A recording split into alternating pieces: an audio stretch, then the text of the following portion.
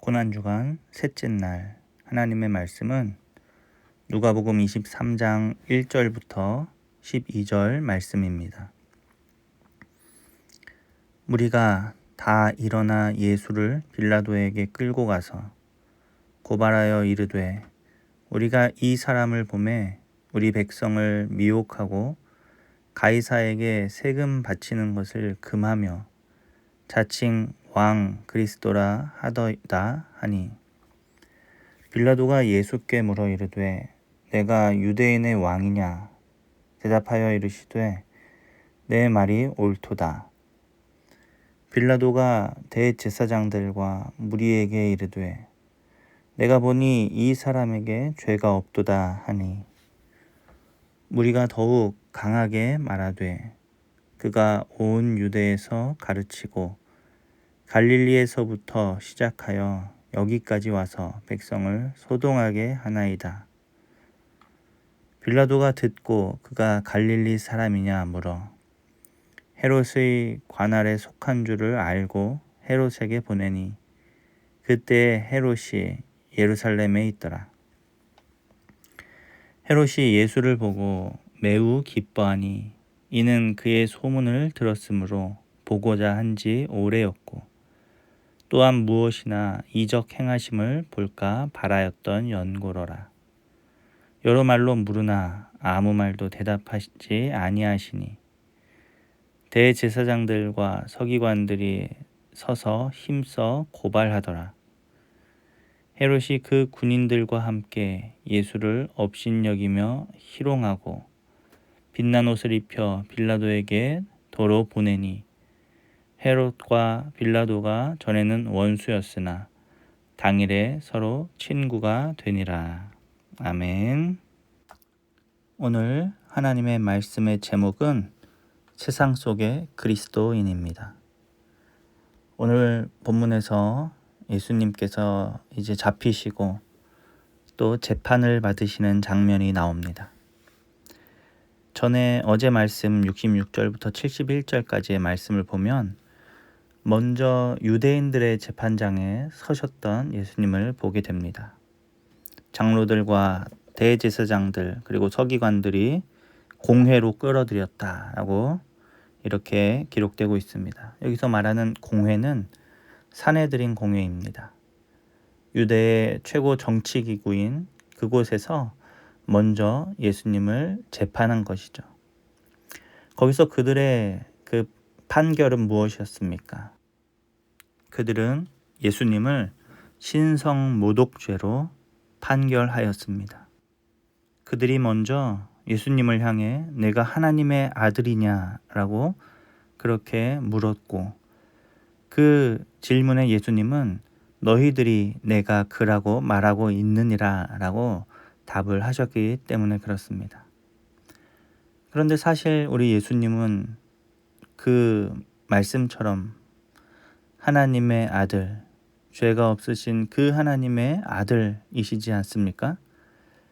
그런데 그 사실을 그들에게 말했을 때 그들은 그것을 가지고 죄 없으신 예수님을 유죄라고 판결하고 이제 로마의 법정인 빌라도에게 예수님을 고발하고 있는 것입니다.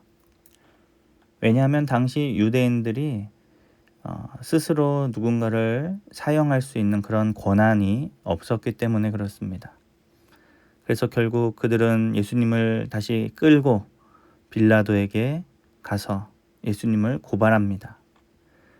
그 로마 법정인 빌라도에게 가서는 무엇이라고 고발합니까? 2절 말씀 보니까 우리가 이 사람을 보매 우리 백성을 미혹하고 가이사에게 세금 바치는 것을 금하며 자칭 왕 그리스도라 하더이다 하니 라고 말하면서 예수님이 로마의 아주 큰 대적이 되는 것처럼 이야기를 하고 있습니다. 그러나 이러한 고발도 다 거짓말이죠. 예수님께서 백성들을 먼저 미혹하거나 또 세금을 바치지 말라고 하시거나 그런 적이 없다라는 것입니다.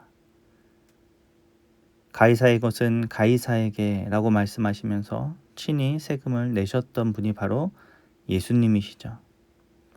그리고 예수님께서 정치적인 메시아로 사람들이 그렇게 생각할까 봐 늘 그 오해를 피해 다니셨던 분, 바로 그분이 예수님이십니다.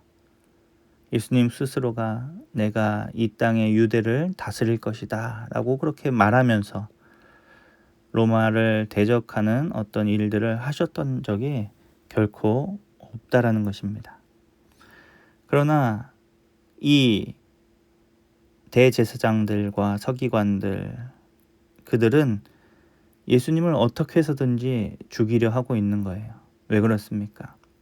예수님이 자신들의 그 기득권을 위협하고 자신들의 이권을 위협하는 존재이기 때문에 예수님이 정말로 누구신지 어떤 사람인지는 전혀 관심이 없었던 것입니다.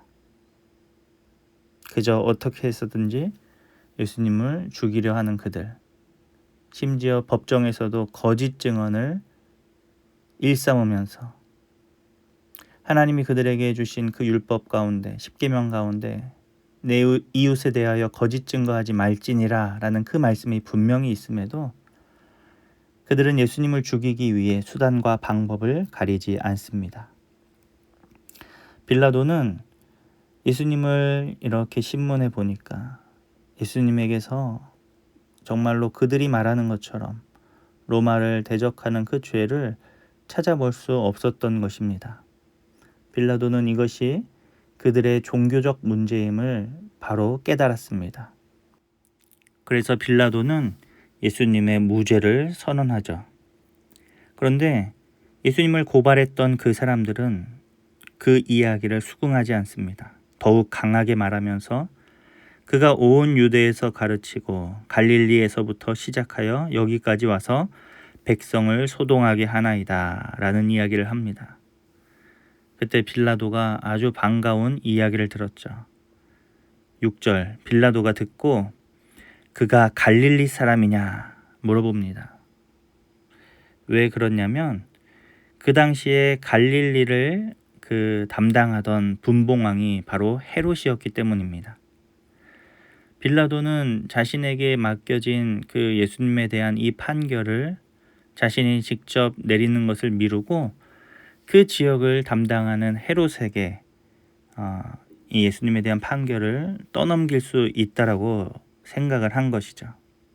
그래서 결국 예수님은 빌라도의 손에서 떠나 이제 헤롯 왕에게 가게 됨을 봅니다. 8절부터 보면은 헤롯 앞에서 또 이제 신문당하시는 예수님의 모습을 보게 되죠. 죄 없으신 예수님이 죄수처럼 그렇게 끌려다니십니다. 이런 예수님의 모습에 대해서 이미 이사야 선지자는 예언한 바가 있습니다. 53장 7절, 이사야 53장 7절에 그가 곤욕을 당하여 괴로울 때에도 그의 입을 열지 아니하였으며 마치 도수장으로 끌려가는 어린 양과 털 깎는 자 앞에서 잠잠한 양같이 그의 입을 열지 아니하였도다. 아멘. 예수님은 이렇게 성경이 예언한 대로 그들 앞에 마치 죄인처럼, 마치 한 마리의 그 어린 양처럼 그렇게 끌려 다니시는 것입니다. 이제 헤롯 앞에 서신 예수님. 헤롯은 그 예수님을 굉장히 반가워하죠. 왜냐하면 많은 소문을 듣고 그 예수님을 전부터 만나보고 싶었다라고 성경은 기록합니다. 헤롯이 여러 가지로 묻고 예수님에 대해서 질문을 던질 때 예수님은 이사야서의 예언의 말씀처럼 그에게 침묵으로 일관하십니다. 옆에서는 대제사장들과 서기관들이 계속해서 예수님을 고발하고 있는 그런 장면이 기록됩니다. 그때 헤롯은 어떻게 하고 있습니까? 군인들과 함께 예수님을 업신여기고 희롱하고 또 그에게 빛난 옷을 입혔다. 이것은 예수님을 희롱하는 것입니다. 당시 왕들이 입었던 그 옷을 예수님에게 입혀서 조롱하며 다시 예수님을 빌라도 앞으로 보내게 된 것이죠. 이처럼 예수님은 죄가 없으심에도 불구하고 마치 죄인처럼 도살장으로 끌려가는 어린 양처럼 그들에게 취급을 받으십니다. 그럼에도 불구하고 예수님은 한치의 흐트러짐 없이 하나님의 뜻을 이루시기 위해 그 길을 걸어가셨던 것을 우리는 보게 되죠. 우리는 오늘 말씀을 통해서 예수님의 그 사랑과 또 죄 없으심을 다시 한번 우리가 발견하게 됩니다. 빌라도가 직접 이 사람에게 죄가 없도다라고 그렇게 선언을 하고 있습니다. 그럼에도 안타까운 것은 무엇입니까? 그들은 예수님이 죄가 있고 없고와 상관없이 어떻게 해서든지 예수님을 죽이려 하고 있고, 또 빌라도도 헤롯도 자신들의 정치적 입장을 고려하여서 결국 예수님을 죽음으로 내몰았다라는 것입니다. 이것이 결국 하나님의 큰 우리를 향한 구원의 계획이셨지만, 그러나 분명한 것은 예수님께서 죄가 없으심에도 죽임을 당하셨다라는 사실입니다. 오늘 우리는 이 말씀을 통하여서 두 가지 사실을 깨닫습니다. 첫 번째는 감사입니다. 죄 없으신 그 주님이 우리의 죄를 대신 짊어지시고 죽임을 당하셨던 그것을 우리는 기억하며 하나님 앞에 감사하지 않을 수 없다는 것입니다. 그분의 대속적 죽음을 통하여서 우리가 새 생명을 얻었고 영원한 하늘나라에 거할 수 있게 되었기 때문입니다. 두 번째로 또 깨닫는 것은 무엇이냐면 바로 그리스도인들의 모습이 이와 같다라는 거예요.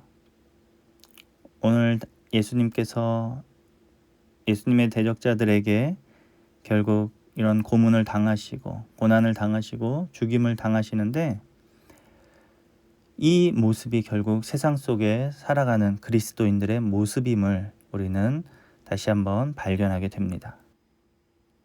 죄 없으신 예수님을 고발하고 그 주님을 죽임으로 내몰았던 세상은 지금도 여전히 예수님을 따르는 예수님의 제자들을 위협하고 또 핍박하고 있다는 것입니다.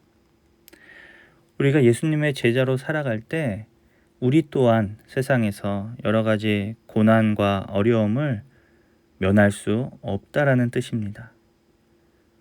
우리가 믿음으로 살아갈 때 세상은 우리의 믿음을 흔들려 할 것이고, 예수님을 핍박하였던 것처럼 그 믿음의 사람들을 핍박한다라는 것이죠. 거짓과 또 속임수를 통하여서 여러 가지 더러운 음모와 술수를 가지고 이 땅의 그리스도인들을 흔드는 것, 바로 그것이 이 세상의 본 모습입니다. 그래서 우리가 이 땅을 살아갈 때 믿는 자들에게 여러 가지 고난이 있을 수 있다라는 사실을 반드시 기억해야 한다는 것입니다. 여러 가지 고난을 당하고 어려움을 당하는 것, 그것이 결코 이상한 일이 아닙니다. 예수님이 먼저 당하셨고 그 주님을 따라가는 우리들이 당하는 것, 그것이 바로 오늘 말씀이 우리에게 가르쳐 주는 것이죠. 그래서 우리는 이 땅을, 이 세상을 사랑하는 것이 아니라 하나님의 나라를 사모하게 되는 것입니다. 다시 오셔서 우리를 영원한 하나님의 나라로 인도하실 그 주님을 우리가 기대하며, 오늘도 여러 가지 고난과 어려움이 있다 할지라도 믿음으로 승리하는 주님의 제자들이 다 되시기를 주의 이름으로 축복합니다. 기도하겠습니다. 하나님 아버지, 감사합니다. 오늘 말씀을 우리가 묵상하면서 죄 없으신 예수님이 죄인처럼 취급받으시며 성경의 예언을 이루시며 결국 죽음으로 한 걸음 더 다가가신 것들을 우리가 보게 됩니다. 우리를 위한 놀라운 희생과 사랑을 베푸신 그 하나님의 은혜에 감사하며 오늘도 우리가 주님이 주신 생명을 기쁘게 여기며 살아가기로 다시 한번 다짐합니다. 하나님 우리를 붙잡아 주시고 또 그리스도인으로서 당하는 여러 가지 고난들 앞에서 우리가 낙심하고 좌절하는 것이 아니요 더욱 하나님의 나라를 기대하고 소망하는 믿음의 사람들이 다 될 수 있도록 우리를 붙잡아 주시옵소서. 감사드리며 살아계신 우리 주 예수님의 이름으로 기도합니다. 아멘.